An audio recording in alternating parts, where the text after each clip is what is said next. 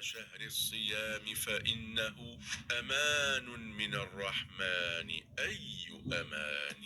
ها قد مر شهر رمضان بشكل أسرع مما نتخيل، وكأنه أسرع رمضان مر علينا في التاريخ. بل إن الأمر أكثر جنونا حينما تتذكر رمضان الماضي من السنة الماضية، وكأنه قد مضت عدة شهور أو عدة أسابيع، ولا حول ولا قوة إلا بالله. ولكنك ستتفاجأ عندما تعلم أن ما يحدث هذا قد أخبرنا به رسولنا الكريم محمد صلى الله عليه وسلم منذ أكثر من 1400 عام. لذا أنا هنا اليوم إن شاء الله في قناة نفحة لأخبرك كيف يحدث هذا، وماذا تفعل لكي تستدرك بركة هذا الشهر المبارك فيما بقي منه، وأن تفوز بأكبر أجر إن شاء الله. ولكن قبل أن نبدأ مشاهدينا الكرام في حلقة اليوم إن شاء الله، لا تنسوا الاشتراك في القناة والإعجاب بالفيديو وتفعيل الجرس ليصلكم كل ما هو جديد إن شاء الله. هيا نبدأ. جميعنا يعلم أن شهر رمضان المبارك هو أفضل الشهور عند الله عز وجل، فهو شهر أنزل الله عز وجل فيه القرآن. قال الله تبارك وتعالى: أعوذ بالله من الشيطان الرجيم، بسم الله الرحمن الرحيم. شهر رمضان الذي أنزل فيه القرآن هدى للناس وبينات من الهدى والفرقان. وكذا هو الشهر الذي فرض الله عز وجل فيه على أمة محمد صلى الله عليه وسلم خير أعمالهم، وهو الصيام. فالصيام هو عبادة من أجل العبادات وأعظمها أجرا. فعن أبي هريرة رضي الله عنه أن رسول الله صلى الله عليه وسلم قال: قال الله: كل عمل ابن آدم له إلا الصوم فإنه لي وأنا أجزي به، والصيام جنة. وإذا كان يوم صوم أحدكم فلا يرفث ولا يصخب، فإن سابه أحد أو قاتله فليقل إني امرؤ صائم، والذي نفس محمد بيده لخلوف فم الصائم أطيب عند الله من ريح المسك. للصائم فرحتان يفرحهما: إذا أفطر فرح، وإذا لقي ربه فرح بصومه. وفي هذا الحديث الشريف يخبر رسول الله صلى الله عليه وسلم أن الله عز وجل قد عظم ثواب وأجر الصائم عند الله تعالى. بل من شدة فضل الصيام هناك باب من أبواب الجنة يدعى الريان، يفتح هذا الباب فقط للصائمين. ولكن ما يحزننا كثيرا هذه الأيام أن هذا الشهر المبارك يمر سريعا أكثر من المعتاد، فما نلبث أن يأتي الشهر الفضيل حتى نراه قد مر سريعا وسحب بساط الوقت من تحت أرجلنا، ولا حول ولا قوة إلا بالله، وكأن البركة قد نزعت من الزمان. وهذا ما أخبرنا به رسول الله محمد صلى الله عليه وسلم منذ أكثر من 1400 عام، وأنه علامة من علامات الساعة الصغرى. وأنا هنا اليوم إن شاء الله لأخبرك كيف يحدث هذا، وماذا تفعل لكي تستدرك البركة فيما بقي من هذا الشهر المبارك، وأن تفوز إن شاء الله بأكبر أجر. عن أبي هريرة رضي الله عنه أن رسول الله محمد صلى الله عليه وسلم قال: يتقارب الزمان وينقص العمل ويلقى الشح وتظهر الفتن ويكثر الهرج. قالوا: يا رسول الله، أيما هو؟ قال: القتل. وفي هذا الحديث يبين النبي صلى الله عليه وسلم عن بعض من أشراط الساعة، وأولها تقارب الزمان، أي قصر زمان الأعمار وقلة البركة فيها، أي يصبح الشهر كالأسبوع، والأسبوع كاليوم، واليوم كعدة ساعات، والساعات كدقائق، ولا حول ولا قوة إلا بالله. فحاول معي أن تتذكر ليلة بداية هذا العام وآمالك وأحلامك التي كنت تطمح أن تحققها، وحاول أن تستوعب أننا في نهاية شهر مارس، وقد مضى قرابة 3 أشهر، أي ربع العام تقريبا، ولم تحقق أي شيء تقريبا. أما في قول رسول الله صلى الله عليه وسلم: ينقص العمل، أي يبدأ الناس في ترك العمل والتفرغ للهو والكسل، فلو فتحت الآن أي منصة من مواقع التواصل الاجتماعي ستجد الناس وقد تركوا أعمالهم وجلسوا ليل نهار لجمع المشاهدات بأحقر الطرق، بل أصبح الناس يبحثون عن أسهل الأعمال فيعملون أقل ويقضون أغلب وقتهم في اللهو، ويلقى الشح أي تقل أعمال الخير، ويبدأ الناس في اكتناز المال وتظهر الفتن. فانظر حولك وانظر إلى الإنترنت والعاريات في كل مكان وهوس الشهرة وجمع المال، ستجد حتى هذه العلامة تتحقق ويكثر القتل.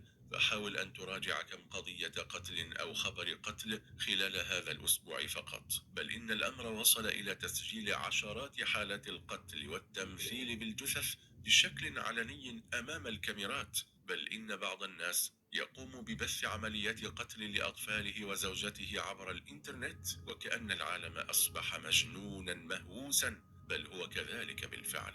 واليوم يمر علينا أفضل شهور العام سريعا، تقل بركة الزمان عاما بعد عام، فلا نشعر بالزمان ولا حتى نشعر ببركته. تسرق شعائرنا منا ونحن لا نشعر، وكأن الوقت قد نزعت منه البركة بسبب ابتعاد الناس عن دين الله عز وجل وانشغالهم باللهو والتفاهات والسخافات التي ابتدعها العالم الجديد.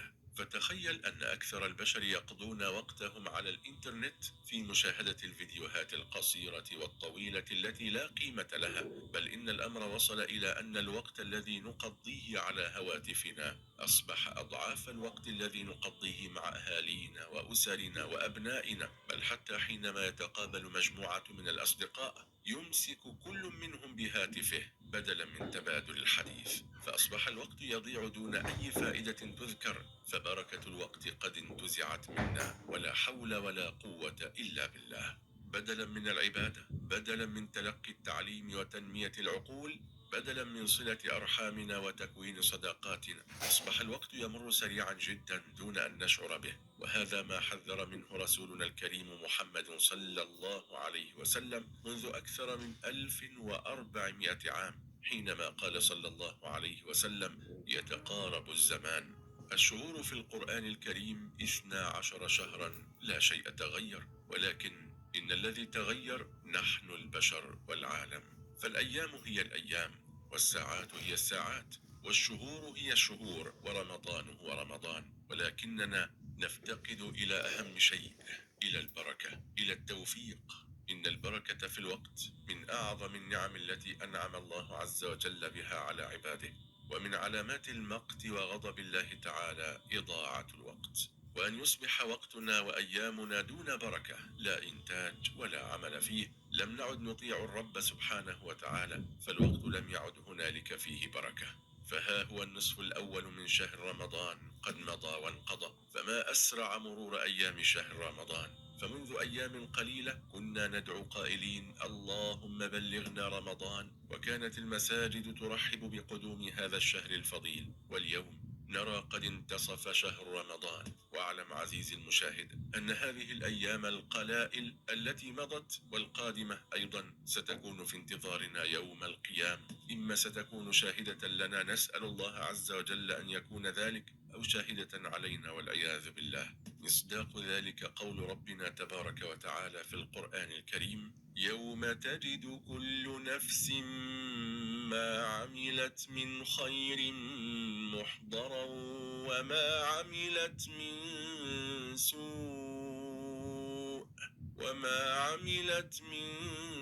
سوء تود لو أن بينها وبينه أمدا بعيدا ويحذركم الله نفسه والله رؤوف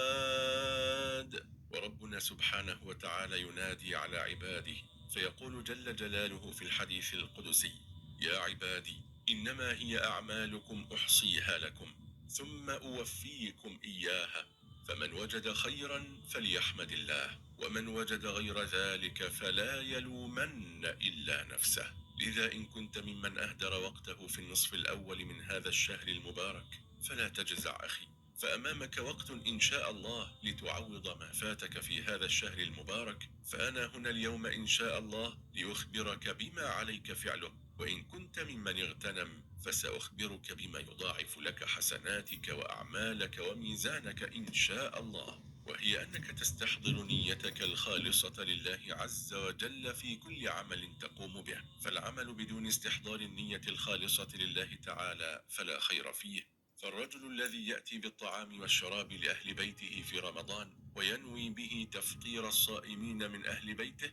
فإنه بذلك يكسب أجرهم وثوابهم دون أن ينقص ذلك من أجور أهله من الصائمين شيئا، وذلك لقول نبينا صلى الله عليه وسلم حينما قال: من فطر صائما كان له مثل أجره، غير أنه لا ينقص من أجر الصائم شيئا. ليس هذا فحسب، بل روي عن النبي صلى الله عليه وسلم أنه قال: من فطر صائما كان له عتق رقبة ومغفرة لذنوبه. قيل: يا رسول الله، ليس كلنا يجد ما يفطر الصائم. قال: يعطي الله هذا الثواب من فطر صائما على مذقة لبن أو تمرة أو شربة ماء. ومن هنا نغتنم هذه الفرصة الكبيرة، فرب الأسرة يستحضر النية بالطعام والشراب الذي يجلبه لأهله لتفطير الصائمين منهم، فإن الله تعالى يكتب له ثواب الصائمين وثواب عتق رقبة ومغفرة لذنوبه. وكذلك المرأة في مطبخها في بيتها، سواء كانت أما أو زوجة أو أختا أو بنتا أو غير ذلك، هذه المرأة التي تدخل إلى المطبخ من الظهر إلى غروب الشمس تقوم بإعداد فطور لعائلتها، فعندما تنوي بهذا العمل تفطير الصائمين فإن الله تعالى يكتب لها أجر تفطير الصائمين، فكل صائم في البيت يفطر على طعامها ومائدتها فإنها تنال أجره ولا ينقص ذلك من أجر الصائم شيئا. فيا صاحبة المطبخ، اجعلي نيتك في تحضيرك للطعام وإفطار الصائمين لتنالي هذا الثواب العظيم. الخطوة الثانية: الحفاظ على ساعة استجابة ضائعة، اي والله إنها ضائعة عند كثيرين من الناس، ألا وهي ساعة السحر. والسحر هو آخر الليل، الساعات القليلة قبل طلوع الفجر، وهو وقت مبارك فيه فضائل عظيمة. ولأهمية السحر كان النبي صلى الله عليه وسلم وأصحابه الكرام رضي الله عنهم والتابعون والصالحون من أمة محمد صلى الله عليه وسلم كلهم يستغلون هذا الوقت المبارك بعبادة الله عز وجل. ومن هذه العبادات العظيمة عامة وفي وقت السحر خاصة وفي رمضان أشد خصوصية المحافظة على الاستغفار وقت السحر والدعاء الكثير في هذا الوقت المبارك، فقد مدح الله تعالى المستغفرين في الأسحار، قال تعالى: والمستغفرين بالأسحار. ولذا قال سفيان الثوري رحمه الله: إن لله ريحا يقال لها الصبحية أو الصباحية تهب وقت الأسحار، تحمل الأذكار والاستغفار إلى الملك الجبار.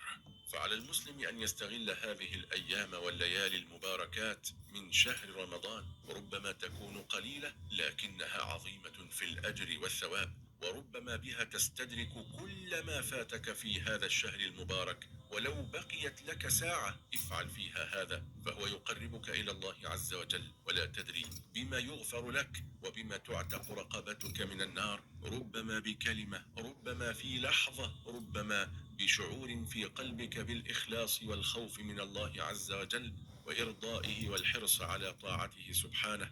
فاحرص كل الحرص على الأعمال الصالحات التي تكون سببا في فوزك برمضان ونجاتك في الدنيا والآخرة. ومن أعظم هذه الأعمال أجر ختمات من القرآن، فأغلبنا يقرأ يوميا في رمضان والحمد لله، بعضنا يقرأ جزء وآخر جزئين وثلاثة وخمسة وعشرة، وبعض الناس من الكرماء الفضلاء يختم كل يوم مرة. سبحان الله العظيم. اللهم بارك لأمة محمد في أوقاتها وأعمالها وأعمالها وفي طاعاتها، وزدنا من الطاعات والقربات يا رب العالمين. فيختم من القرآن ختمات كثيرة وهذا شيء جميل، لكن أنا مع هذه القراءة أبين لك طريقة يسيرة تعينك على كسب الكثير من الثواب.